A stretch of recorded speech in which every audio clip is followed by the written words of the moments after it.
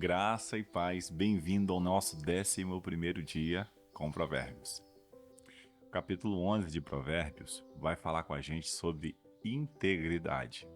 Nós falamos um pouquinho já no capítulo de número 10 sobre a diferença entre o ímpio e o justo, aquele que anda com integridade, aquele que anda com desonestidade. E aqui Salomão ele vai trazer o enfoque total somente a isso.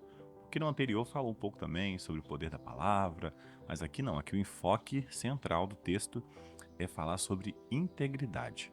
O capítulo 11 já vai começar com uma palavra bem direta sobre esse assunto. O Senhor detesta balanças desonestas, mas o peso justo é o seu prazer. Quando vem a soberba, a desgraça não tarda, mas com os humildes está a sabedoria. A integridade dos retos os guia, mas a falsidade dos infiéis os destruirá. É interessante, né? Aqui no verso de número 11, o Senhor vai trazer esse alerta sobre integridade. O que é uma vida com integridade? E ele vai usar o exemplo da balança, né? Balança desonesta.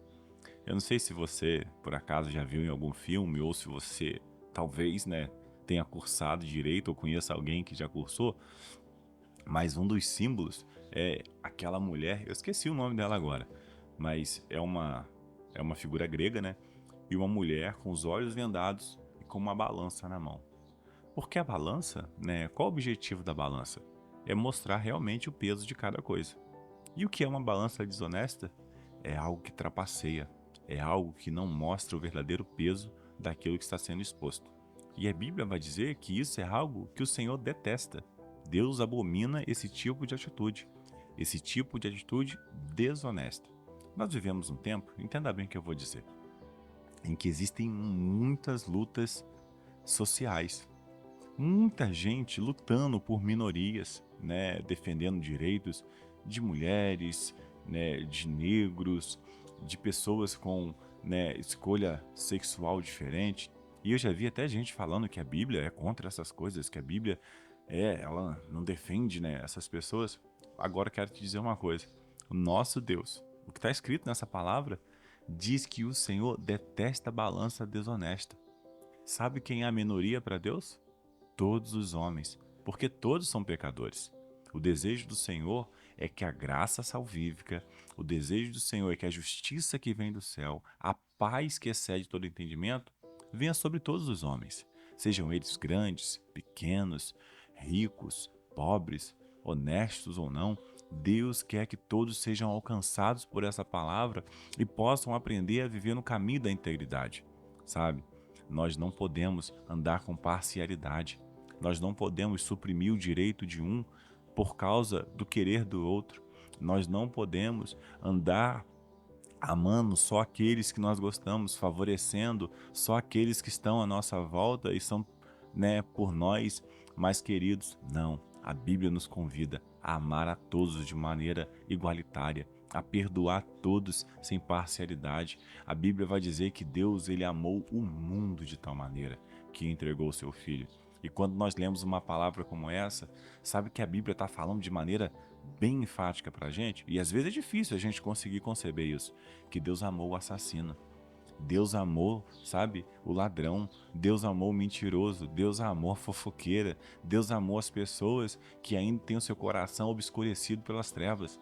É isso que a Bíblia está dizendo para a gente. Não há parcialidade. Deus, ele age de maneira justa e reta. E o convite dele é para que nós possamos andar da mesma forma, sem parcialidade, amando, servindo e expondo a justiça de Deus a todos quanto tivermos a oportunidade de fazer. Salomão ele traz dentro desse aspecto de integridade a fala.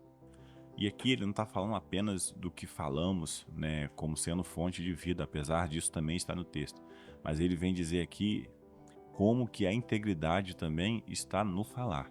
Aqui no verso de número 9 diz assim: o ímpio destrói o próximo com o que diz, mas os justos são libertados pelo conhecimento. A cidade se alegra com o bem-estar dos justos, mas dá gritos de alegria quando perecem os ímpios. Pela bênção dos retos, a cidade é exaltada, mas pela boca dos ímpios é destruída. Quem fala mal do seu próximo não tem juízo. O homem prudente se cala. O mexeriqueiro revela os segredos, mas o fiel de espírito os encobre. Não havendo direção sábia, o povo fracassa. Com muitos conselheiros, há segurança. É precioso, sabe?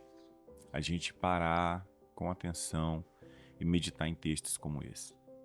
Olha só que palavra. Quem fala mal do seu próximo não tem juízo. O homem prudente se cala. Não havendo direção, o povo fracassa. A gente vive em um tempo, numa época, em que as bases, né, da nossa sociedade de liderança e governo, elas têm sido cada vez mais, como eu posso dizer, desestabilizadas. A confiança hoje nas lideranças, nas pessoas que exercem autoridade, estão cada vez mais fragilizadas. A gente percebe que ao nosso redor tem muita gente, né, enganando, mentindo, usurpando o direito daquele que, né, deveria ser tratado com mais equidade, com mais respeito. Isso tem acontecido. Isso nos faz muitas vezes não querer seguir direções de liderança, não querer, né, respeitar autoridades. E aí, sabe o que a gente faz? A gente amaldiçoa essas pessoas. A gente declara palavras, né, de destruição sobre a vida delas. E nós nos tornamos o que a Bíblia vai chamar aqui de mexeriqueiro, fofoqueiro. Gente que sai espalhando todo tipo de notícia sem ter o mínimo de conhecimento. Gente que vai sair, né, construindo mais e mais caminhos de ódio, de desavença, de discórdia, de facções. E a Bíblia é totalmente contrária a essas coisas.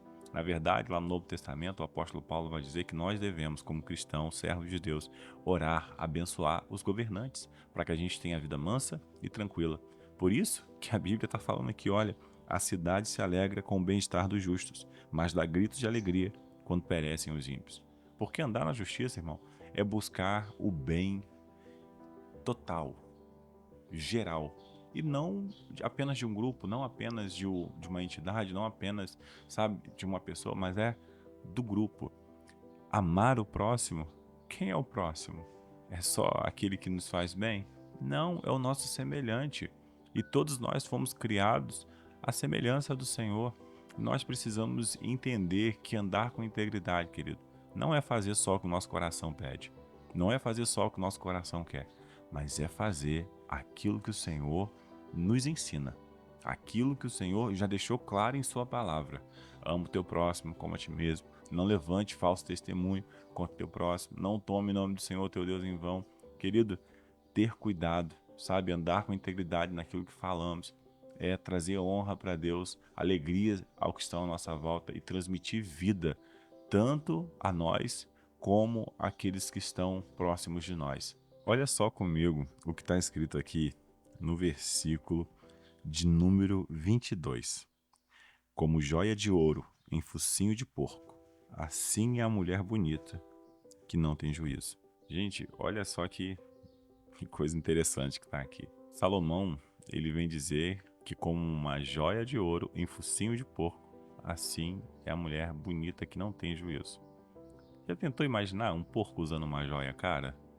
Um animal que se suja e entra em qualquer tipo de lugar? O animal que come e bebe no meio das suas fezes, considerado um animal imundo. E Salomão vem dizer que uma joia preciosa em um animal como esse não tem valor. Não é o lugar adequado. Não é o lugar correto. E assim é a mulher bonita que não tem juízo. Sabe, o caminho de integridade, irmão, ele tem um contraste muito forte, né, em nos mostrar que a integridade não é aquilo que nós expomos, mas é aquilo que nós somos. A integridade não está ligada à nossa aparência física apenas, nas ações que são feitas, né, diante de todos.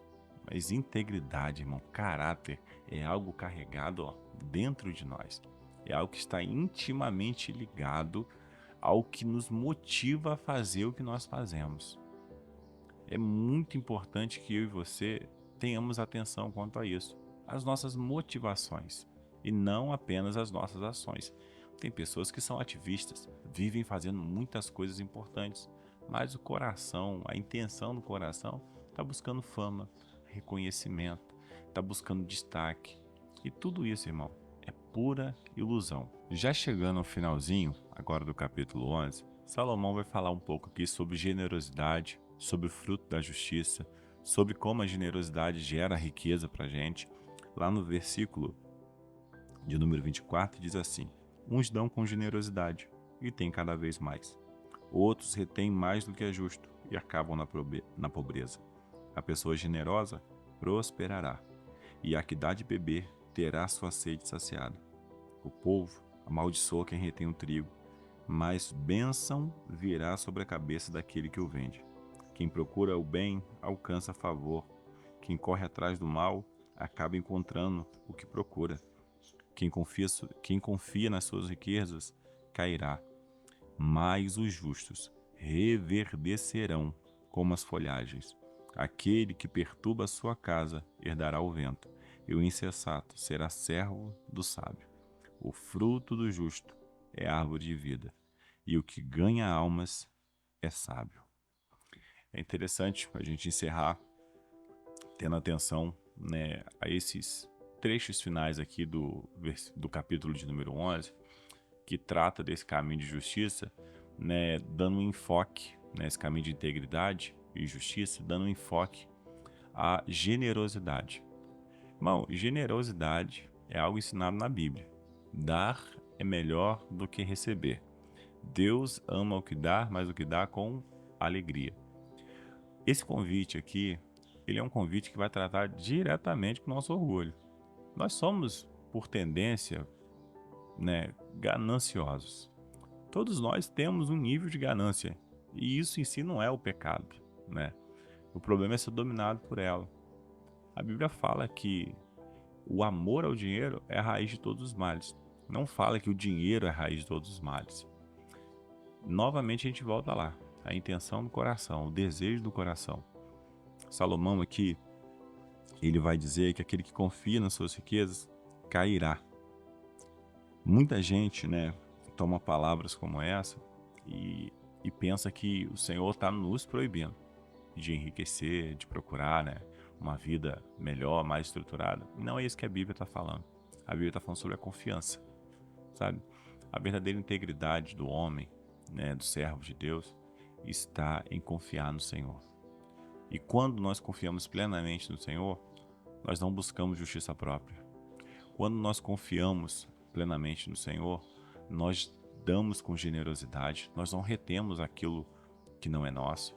Quando nós confiamos plenamente no Senhor, nós vamos fazer o bem independente de quem seja que está à nossa volta. Nós não vamos agir de forma parcial, nós não vamos buscar ter vantagem, nós não vamos suprimir ninguém. O que nós vamos fazer é viver a verdadeira liberdade do amor de Deus. E esse é o convite que o Senhor faz para a sua igreja, para o seu povo, para aquele que o busca e o conhece. Eu espero que essa palavra tenha te abençoado. E até o próximo dia com Provérbios.